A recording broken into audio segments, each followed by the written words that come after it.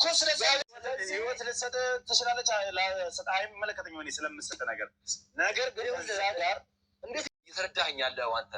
እሷ ማለት ግዴታዋም ነው። ስለዚህ ነገሮችን ደብቅልኝ የሸፍንልኝ ስትልህ እሺ ብለህ ትሸፍንላታለህ። ምንም ይሄ የሚሸፈን ነገር አይደለም። ትክክለኛውን ጥያቄ ያ ነው ለእኔ መልሲ እና ያንን እሷ ይህንን ነገር የምታደርግ ልጅ አይደለችም። እሷ ደግሞ አንተ ምንድን ነው እያወራህ ያለው? እዛ ቤት ውስጥ ደግሞ የምታደርግ ልጅ አይደለችም። እኔ እስከማውቀው ድረስ ማለት ነው። ሰላም ሰላም ሰላም ሰላም፣ ጤና ይስጥልኝ ውድና የተከበራችሁ ውድ የሆናችሁ የኔ ቤተሰቦች እንዴት ናችሁ? ሰላም ናችሁ? ሰላማችሁ በያላችሁበት ዳርቻ ሰላም እና ፍቅር እየተመኘሁላችሁ ዛሬ በአዲስ ነገር መጥቻለሁ። ዛሬ የመጣሁት በኤልሳ ጉዳይ ነው። እንግዲህ ልዑል ኤልሳን ማፈላለግ ከጀመረበት ቀን ጀምሮ አዳዲስ ነገሮች እየመጡ ነው ስለ ኤልሳ። የአባቷንም ወደ መጨረሻ አካባቢ ነግራችኋለሁ። ስለ ኤልሳ አባት አዲስ ነገር አለ።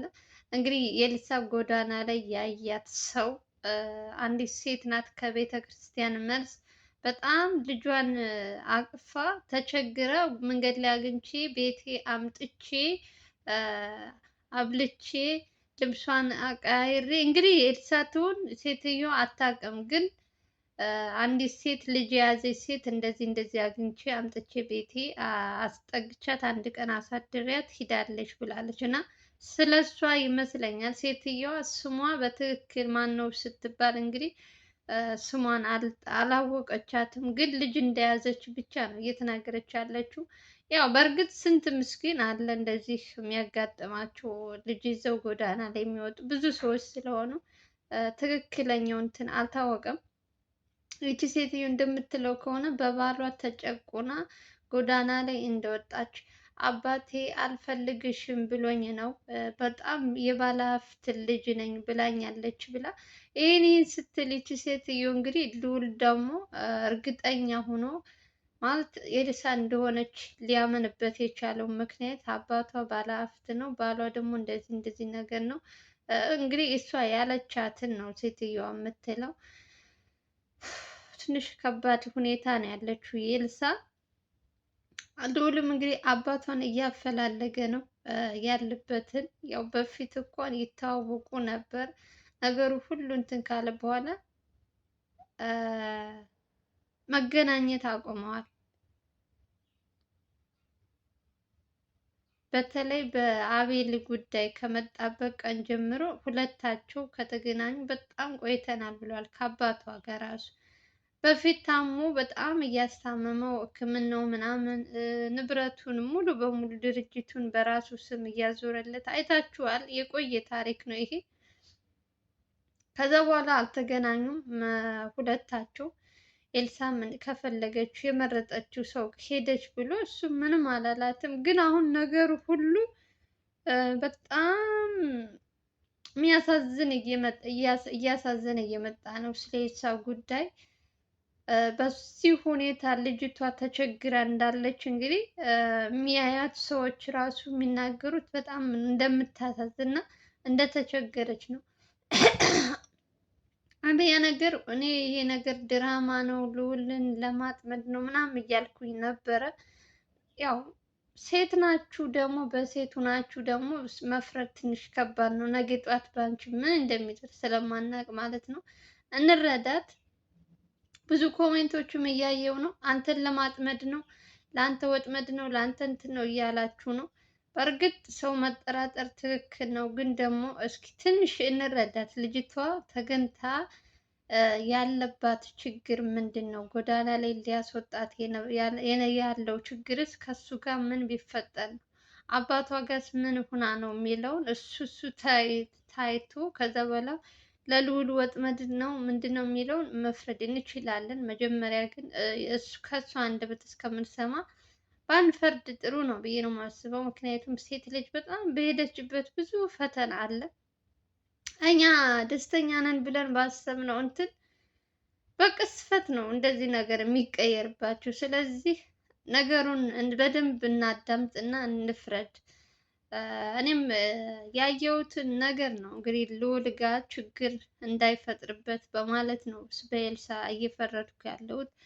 ያኔ እንደዛ ሲለምናት እምቢ ብላ አሁን ላይ ጎዳና ላይ አትወጣም ነበር። በማረግ ሽምግልና ልኬ ምን ብዬ ላግባሽ ብሎ እንደዚያ ሲለምናት፣ ለዛውም ልዑል የመሰለ ሰው ማለት ነው። እምቢ ብላ በስከ መጨረሻ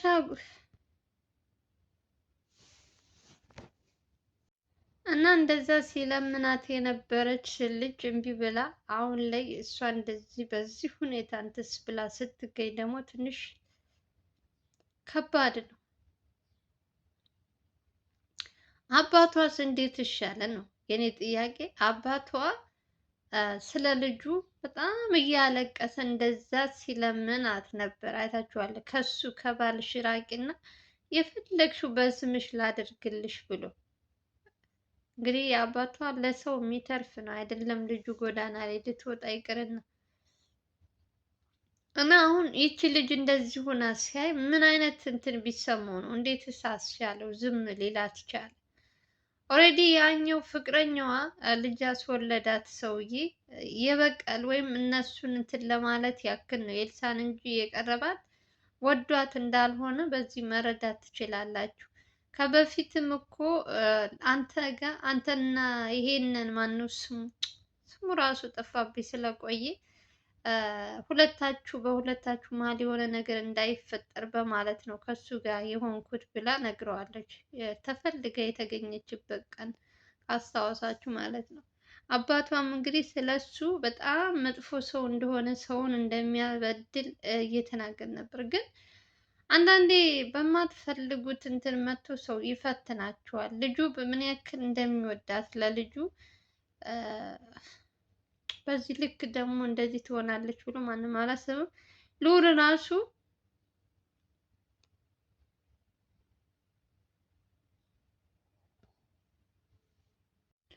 እና ከባድ ነው ለመፍረድ ራሱ በጣም የሚከብድ ነገር ይመስለኛል።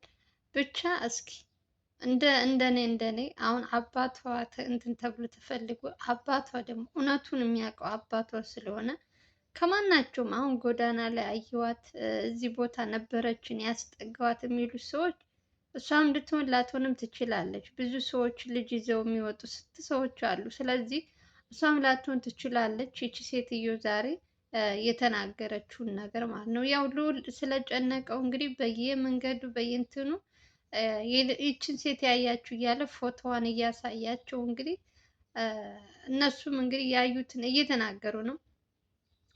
እንዴት እኮ እንደፈረደበት ልዑል እግዚአብሔር እንዴት እንዳሳዘነ ልነግራችሁ አልችልም። ይሄ ሁሉ ነገር ግነት አባትየው ተገንቶ አባትየው ሁሉንም ነገር ቢያስረዳ ልዑል ካለበት ጭንቀት የሚወጣ ይመስለኛል። ኦልሬዲ ልዑል ምንም በፊትም እኮ እንደዛ ሲለምናት ያን ሁሉ ነገር እንትን ላድርግልሽ እያላት፣ አንዳንድ ጊዜ ግን በወንድ ልጅ ግፍ አትስሩ። የእውነት የፈለገው ነገር ቢወድሽ የፈለገው እንትን እያለሽ ጥለሽ ሂደሽ እየለመነሽ እናቱ ስታለቅስ አይታችኋል። የሰርግ እንትን አዘጋጅታ ሙሉ እንትን ያከሰረቻት ኤልሳ ናት። እና ልዑልም እንደዛ ደም እንባ ሲያለቅስ ነበር እሷ በጠፋችበት ጊዜ ታስታውሳላችሁ። አሁን እንትኑ አልቆረጠለት ሆኖ ነው እንጂ ሌላ ወንድ ቢሆን በልዑል እንትን ቦታ የራሷ ጉዳይ ብሎ ነው እንትን የሚለው አይደለም። መንገድ ለመንገድ ፎቶዋን ይዞ ይችን ሴት አይታችኋል ወይ እያለ እያጠያየቀ ማንም ሰው አያደርግም። የእውነት ምን አይነት የዋህ ምን አይነት ልብ ቢኖረው ነው? ግን መታደል እኮ ነው። አንዳንዴ ልዑልን የምታገባ ሴት እውነት ፈጣሪ የመረቃት እናት አባቷ የመረቋት ምሩቅ የሆነች እንጂ እድለኛ የሆነች ሴት ናት ልዑልን የምታገኘው። እንደዚህ አይነት ወንድ ትታ መጨረሻዋን ተመልከቱ። ጎዳና ላይ ሆነ እናቱ የሰርግ እንትን አዘጋጅታ። ኧረ አንዳንዴ ግን ሰው አይዘንባችሁ የእውነት ማን ያምናል? አሁን ኤልሳ ጎዳና ላይ ወጣች ልጇን ይዛ ቢባል ማንም ሰው አያምንም። የእናቱ ግፍ ነው ነው የሚለው፣ ወይም ለልዑል ወጥመድ ለማዘጋጀት ተከፍሏት ነው ነው የሚለው እንጂ እውነት ነው ብሎ ማንም ለኤልሳ የቆመላት የለም እስካሁን ድረስ። ከታች እስከ ላይ እያየው ነው በልዑል የሚለቀቁ ቪዲዮዎችን ኮሜንቶች እያነበብኩኝ እና ሁሉም የሚለው ኤልሳ ተልካ ወይም ተከፍሏት የሆነ ነገር ለልዑል እንትን ለማለት ነው እንጂ እውነት እሷ ተበድላ ነው የሚል ሰው የለም። በጣም አረኔ አንዳንዴ ግን እውነት ትለያላችሁ እናንተ ራሱ ተመልካቾች፣ ትክክለኛ ፈራጅ በቃ መሆንም ያለበት ሰው ያየውን ነው የሚፈረደው። ትናንት ወዲያ እንደዛ ሲለምኗት የነበረች ከተገኘች በኋላ ራሱ አምጥተው እናቱ የልዑል እናት ታረቂ እያሉ እንደዛ ሲለምኗት እኔ የልጄን አባት ነው የምፈልገው፣ ልጄን ያለ አባት ማሳደግ አልፈልግም እያለች እንቧ ዘራፍ ስትል የነበረች ሴት መጨረሻዋን እንደዚህ ሆኗል። አረ እንደው ወደዛ እንዴት ይሰለቻል! እንዴትስ ጊዜው ነው እንግዲህ ምንም ልታረጉት አትችሉም። አሁን ልዑል ጊዜውን መንገድ ላይ እንትን እያለ መጠየቅ ለሱ አደጋ ነው የሚሆንበት። እየተከታተሉ ደግሞ ሌላ ነገር እንዳይፈጥሩበት ያለው አማራጭ አባቷን ፈላልጎ የኤልሳ አባት ምን እንደተፈጠረ ከእሷ ጋር መቼም ያወራል እርግጠኛ ነኝ። ልጁ ጎዳና ላይ እንደወጣችም እየሰማ ነው፣ ቪዲዮዎችን በየቀኑ እየተለቀቀ። ስለዚህ እሱ የሚያውቀው ነገር ሊኖር ይችላል። በደንብ ልዑል ጊዜውን ማጥፋት የለበትም። አባቷን ፈልጎ ማግኘት አለበት ብዬ ነው የማስበው።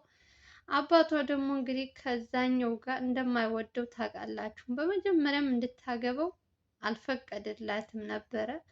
ራሷ በጉልበቷ ነው እሷ እምቢ ብላ ከልዑልም ከአባቷም አልሰማም ብላ የልጅ አባት ይበልጥብኛል ብላ የሄደችው ግን ምንም አልጠቀማትም። በስከ መጨረሻ እያያችሁ ነው ውጤቱን። ለማንኛውም ይቺ ሴትዮ ዛሬ እሷን አስጠግታት የነበረችው ሴት እንደምትለው ከሆነ የኤልሳ ናት አይደለችም የሚል አጠራጣሪ ነገርም አለ። ቪዲዮን አርጌላችሁ ስሙት። ልዑል በጣም ያሳዘነኝ እንትን በዚህ ልክ ለእሷ በዚህ ልክ ለሴት ልጅ እንትን ተቆርቁሮ ልጅቷ ልጅ ይዛ በዚህ እንትን መሰቃየት የለባትም ብሎ ፎቶዋን ይዞ ነው መንገድ ለመንገድ። አስቡት ምን አይነት ወንድ ቢሆን ነው ግን? እንዴትስ እንደው ድሮም የተመረቀ ነው ሲጀመር ልዑል። ግን በዚህ ልክ እኔ ልዑል ኤልሳን እንትን ይላታል ብዬ በፍጹም አላስብኩም። አስቤም ገምቼም አላቅም። አሁን ላይ ግን የማያቸው ነገሮች ሁሉ አላቅም የእውነት እንደምንም አድርጎ አባቷን ካላገኘ ልዑል እረፍት አያገኝም። አሁን ይሄንን ድክመቱን ደግሞ ተጠቅመው እሱ እንደሚፈልጋት በየእንትኑ ካዩ ልዑልን ሊያጠቁት ይችላሉ ተከታትለው። እንደዚህ ማድረግም የለበትም። በሰው ቤት እየሄደ ወይም መንገድ ላይ እያስቆመ ሰዎችን እንደዚህ ካረገ ነገ ጧት ልዑል አደጋ ላይ ነው የሚጥሉት። ስንት ጥላት አለበት ልዑልን የሚያሳድድ። እሷ ፈልጋ ወዳ በገባችበት ነው ብትሰቃይም። ልዑል ስንት የሚፈልገው ሰው አለ በእሷ ምክንያት። ኧረ በስመ አብ ከባድ ነው በጣም። ሕፃኑም ያሳዝናል። በሁለታቸው ጥፋት ሕፃኑ መንገላተቱም ያሳዝናል። የሴት ልጅ እድል ሲጀመር በጣም እኔ እንጃ እውነት። ሰሞኑን ሶሻል ሚዲያ ላይ እያያችሁ ነው ስለ ጃኒ እና ስለ ጆን ዳንኤል። አሁን እንደው ሴት ልጅ ግን ስንት ነገር አፍና እንደምትቀመጥ ግን ያየሁት ብዙ ሴቶች ከሞቱ በኋላ ምናምን ነው ፎቶቸው የሚወጣ። ይቺ ልጅ ደግሞ ጃኒ የምታሳያቸው ስታለቅስ እንግዲህ ሰው ሲስቅ ተደስቶ ምናምን የሚኖር ነው የሚመስለን። አሁን እሷ ምንም ሳያስመስልባት እየሳቀች ግን ልጅቷ ምን አይነት እንትን እንዳሳለፈች ስታወራ ሴት መሆናችሁን የምትጠሉበት በቃ ወንድ ልጅ የምትጠሉበት ነገር ነው። ብቸኝነት ይሻለኛል። አንዳንዴ እኮ አረብ ሀገር ያለነው ሴቶች እኮ የእውነት እድለኛ እኮ ነን። ከምንም ነገር ርቀን ስራሽና ስራሽን ብቻ ይዘሽ በቃ ራስሽን አስከብረሽ ትኖሪያለሽ። የእውነት ስራ ቢጎዳን ራሱ እግዚአብሔር ይመስገን። አሁን በዚች ልጅ እንደው ስንት ሰዎች ናችሁ እንዲህ ባላገባስ ብላችሁ የምትመኙ ሰዎች ትኖራላችሁ። ጂያኒን እያያችሁ እጇን በእንትን እስከ ማለት ድረስ እስከ ማሰፋት ድረስ ደግሞ የቆዩ ሪከርዶች ወደ ታች ወርደው ሲሰሙ ልጁ ሳይመስልበት በጣም ሰው እንደሚያሰቃይ ነው። እያንዳንዱ ቪዲዮዎች ስለ እሷ እያወራ በጨዋታ መሀል የሚያወራቸውን ቆራርጠው አውጥተዋቸው፣ አቤት የኛ ሀበሻ እኮ አይጥመዳችሁ። ነገር የጠማው ህዝብ ነው እኮ የኛ ህዝብ። ከየት እንደሚያመጡት ድምፃቸውን ሪከርዳቸው አላቅም ብቻ ለመስማት ራሱ የሚዘገንን ነገር ነው እየሰማን ያለን። ለማንኛውም ልዑል እንግዲህ ነገሮችን ሁሉ እያጣራ እንግዲህ የመጨረሻው አባቷን እንደምንም አድርጎ ፈልጎ ማግኘት አለበት። ትልቁ እንትን አባቷ ጋር ስለሆነ ማለት ነው። ኤልሳ ቢያገኛት ራሱ እሷ ራሱ አውቃ እየተደበቀችበትም ሊሆን ይችላል። ኦልሬዲ ያለችበትን እንኳን ሰው እየጠቆመ ልክ እንትን እሱ ራሱን ማንነት ልዑልን ስለምታውቀው ሲሄድ ልትደበቅበት ትችላለች። ስለዚህ ከሚደክም አባቷን እንደምንም አፈላልጎ እሱ ማውራት የተሻለ ይመስለኛል። እንግዲህ በተረፈ እኔ ምንም ልላችሁ አልችልም። እንግዲህ እግዚአብሔር ያግዘው ወንድማችን። ከባድ ነው ብቻ ምን እንደምላችሁ አላውቅም። በተለይ በምትወዱት ሰው እንደዚህ አይነት ነገር ሲመጣባችሁ ትንሽ ነገሮች ሁሉ እንትን ይላሉ። ግን ደግሞ ለበጎ ነው ብሎ ማሳለፍ የተሻለ ነው ብዬ ነው የማስበው። ከባድ ነው የእውነት። በሱ ቦታ ብትሆኑ ራሱ ምን አይነት ውሳኔ እንደምትወስኑ ከባድ ነው። እኔ አላውቅም ብቻ። ለማንኛውም እንግዲህ የአባቷን ነገር ደግሞ እስኪ ፈላልጎ ምን እንደሚኖር ማሳውቃችሁ ይሆናል። ለእኔ ተመልካቾች ቪዲዮን ላይክ በማድረግ ብትጀምሩልኝ በጣም ከትህትና ጋር ጠይቃችኋለሁ። እኔ ጠይቂያችሁ አላውቅም። ላይክ አድርጉ አልላችሁም፣ አድርጉ። የእውነት ሰሞኑን በጣም ምንም ወርዷል፣ ላይክ የለም እና ስትጀምሩ በላይክ ጀምሩት። ሰዎች ትመጣላችሁ እኮ ታያላችሁ ቪዲዮን፣ ግን ምንም ላይክ አታረጉም። ብታረጉ ደግሞ ለእናንተ ምንም የሚቀንስባችሁ ነገር ስለሌለ ላይክ አድርጉ። በተረፈ የዛሬው ቪዲዮ ይመስላል። ከተመቻችሁ ሼር እና ላይክ እያደረጋችሁ አዲስ ከሆናችሁ ሰብስክራይብ አድርጉ። በሌላ ቪዲዮ እንገናኛለን። ሀገራችሁ ኢትዮጵያን ሰላም እና ፍቅር እየተመኘንላችሁ ባላችሁበት ሰላማችሁ ይብዛልኝ። ባይ ባይ።